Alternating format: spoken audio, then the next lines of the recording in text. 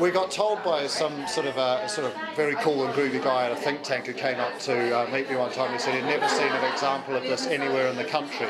It's training up people, building on skills they have. I think it's important to say, because we all have lots of skills, a whole additional set of ways of thinking, ways of collaborating, ways of looking at the world, maybe challenging our own assumptions, maybe thinking, gee, do I really listen? Do I really think about things from other people's perspective? People that joined the program were people that wanted to affect some change in their communities.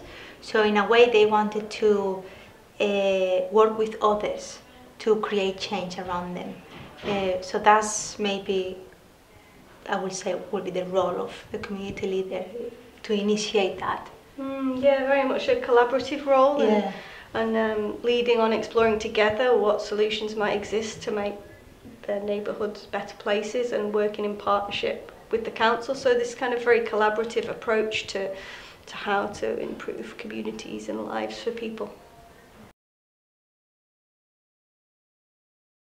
So the programme itself really kind of introduced me really good approaches to facilitation and workshops. So funnily enough, through doing the workshops and watching Katie and Maria facilitate us, I learnt about the type of facilitator I would like to be, and the type of facilitation I'd like to do, and the best way to listen and to be patient and to get ideas out of people. Meeting other people who are motivated to change something in the community, linking up with them, sharing ideas, that was amazing. And I always wanted the opportunity to see how could we work with a group of people, residents, to look at how they can be trained up to lead things, to challenge the council, to challenge organisations, but in ways that are maybe not like, gee, this is awful, by saying, I don't think this is right, but this is what we could do.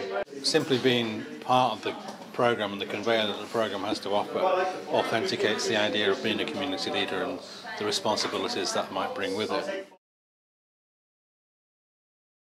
I want to work with communities, so like one street at a time, to work on making their back alley or their street the best street they want. Our project is to develop a site, or to activate a site in Ardwick. It's around 6 acres of unused space. It's been unused for about 30 years. Immediately they're running programs. We've got pieces of work like Human Bloom, where one of the leaders is doing a whole planting program with schools, with residents.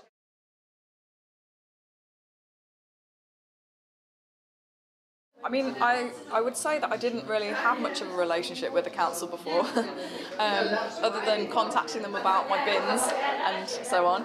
But this has really made me aware of the neighbourhood officers. I didn't realise that they existed.